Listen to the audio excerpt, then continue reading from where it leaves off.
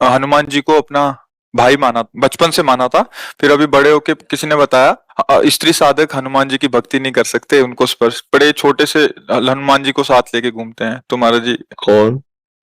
हाँ, देखो, ये सब अलग बातें हैं, व्यवहार की हैं। हनुमान जी के मैया थे ना, मैया थे ना, बस। ये केवल बात सिद्धि के लिए की जाती है कि जब हनुमान जी को शक्ति के रूप में उनको तो वहां फिर नियम कानून लगते हैं। अभी आप मान लो हनुमान जी मेरे लाला है, कोई रोक पाएगा क्या? मेरे लाला है, मेरा छोटा पुत्र है, मेरा भाई है, मेरे जो भाव देखो, हनुमान जी कोई और नहीं, प्रभु ही तो है ना। तो मुझे इन सब बातों में कि स्त्री को ये इससे, देखो भैया, स्त्री और पुरुष की पोशाक पहने हो आप, ना आप स्त्री हो ना आप पुरुष हो, सच्चाई से समझो। ना थे ना रहोगे, बीच में पोशाक मिली है। सरकारी पोशाक नहीं बदलती, आपको ड्यूटी जाना है तो आपकी पोशाक ये है। आप हो भारत के, फौज में हो, लेकिन अलग अलग है। वायुयान, जल, नेवी, थल, आर्मी, अलग अलग पोशाक, पुलिस की अलग, सबकी अलग। पर है सब कौन? भारतीय ना है। हम सब कौन? भगवदंश हैं। ये पोशाक मिली, हम आराधना भगवान की कर सकते हैं। देखो समझो, ना कोई स्त्री है ना कोई पुरुष है, हम सब भगवान के अंश हैं। और अंश एक जैसे है, उसमें छोटा बड़ा गंदा पवित्र ये सब नहीं है, समान अंश है। भगवान सम है ना, तो उनका अंश भी सम। एक श्लोक आता है उपनिषदों में, पूर्णमदः पूर्णमिदं पूर्णात् पूर्णमुदच्यते पूर्णस्य पूर्णमादाय पूर्णमेवावशिष्यते। उस पूर्ण परमात्मा से अगर अंश निकाला जाए तो क्या बचेगा? पूर्ण। वो पूर्ण ही अंश होता है। तो हम सब परमात्मा अंश हैं। अगर हनुमान जी से ऐसी प्रीति है, प्रीति और सिद्धि में अंतर होता है, ध्यान रखना। जैसे जगदम्बा है, हमारी अम्मा है, अम्मा, अब कौन सा नियम लागू होगा? और आद्या शक्ति भगवती जगदम्बा, इनको वश में पुरखा पानी पा जाएंगे। नियम कानून से चलो, नहीं तो नष्ट हो जाओगे। समझ गए? अम्मा, तो अम्मा की गोद में बालक जैसे मलमूत्र, तो अम्मा कोई दंड देते हैं क्या? कुपुत्र जायत क्वचिदपि कुमाता न भवति। ऐसे ही हमारे सब प्रभु की से। देखो, बाल ब्रह्मचारी हनुमान जी, अंजनी के लिए क्या है? पुत्र ही तो है ना। अंजनी के पास जब जाएंगे तो अंजनी क्या करेंगे? लाला, दुलार करेंगे ना। बस हनुमान जी हमारे लाला हैं, हमारे भाई हैं, हमारे पुत्र हैं। अपने भाव में रहो, सबको बताने की जरूरत नहीं है, सबको सुनाने की जरूरत नहीं है। महान भक्त हैं हमारे सामने, हनुमान जी जैसा कोई भक्त नहीं, भगवान का सेवक नहीं, और उनको हम इस भाव से बज रहे, भला कहीं अमंगल हो सकता है? नियम कानून लगते हैं पदवी पर, हम उनसे कोई चाह नहीं कर रहे कि आप हमारे अधीन हो, जब मैं बोलूं वो हो जाए। हनुमान जी की जैसे सिद्धियां ग्रहण करना, दैवी शक्तियों को अधीन करना, बोले दुर्गा देवी इनको सिद्ध है, कात्यायनी इनको सिद्ध है, वो एक अलग क्षेत्र हो गया और ये अलग क्षेत्र हो गया। अगर आप इस क्षेत्र में भाव से बज रही है तो कोई न स्त्री है न पुरुष है, भगवान का अंश है, और अपने लाडले को दुलार करना सबका अधिकार है। खूब भक्ति करे। ये कुछ जो अनसुनी भी करना चाहिए। महाराज जी, गंगा में थी ना, अक्षय तृतीया को पंचकोशी कर रही थी, तो पंचमी स्नान पे एक स्त्री ने बोल दिया ना कि छूते नहीं है, तो इन्होंने बाल रूप ले ली। मैंने मार्गदर्शन यही आप करवा दिया। देखो भाई, हम आपको ये नहीं कहते कि आप मंगलवार को बंधनवार लेकर हनुमान जी के मंदिर जाएं, वहां चढ़ाएं, हम नहीं कह रहे। हम ये नहीं कह रहे कि आप उन सिद्धियों की जैसे प्राप्ति की जाती है। हमारे लाला हैं, खवाओ पिलाओ दुलार करो। देखो अभी हनुमान जी राजी हो जाते हैं कि लाई, इनको रामचरित्र अच्छा लगता है, भगवान की चर्चा सुनाओ, इनको सिया राम नाम कीर्तन सुनाओ, अपने भाव से मगन। हम कोई साधारण सबकी सुनोगे तो पागल हो जाओगे।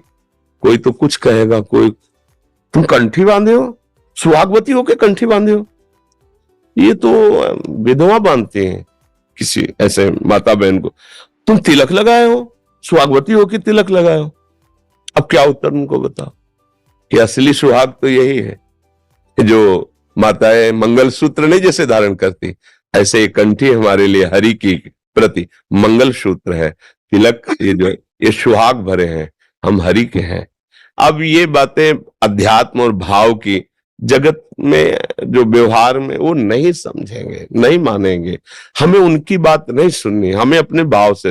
कर्माबाई जी रोज खिचड़ी 3 बजे बनाकर जगन्नाथ जी को अपने हाथ से पवाती। पहला काम था उठकर खिचड़ी बनाना और प्रभु को पवाना। एक दिन सुबह स्नान करने जा रही थी, सूर्योदय हो गया था, तो एक संत भगवान मिले, तो उनका करवा भाई सूर्योदय हो गया, तुम भगत हो, अब स्नान करने जा रहे हो, जल्दी जगा करो। तो उनका जग तो बहुत जल्दी गई थी, पर वो खिचड़ी बनाई, ठाकुर जी को भोग बनाया और पवाया, फिर स्नान कर। अरे कितना बड़ा अपराध कर रहे हो तुम, ठाकुर जी को बिना स्नान किए भोग बना, ये तो घोर अपराध है।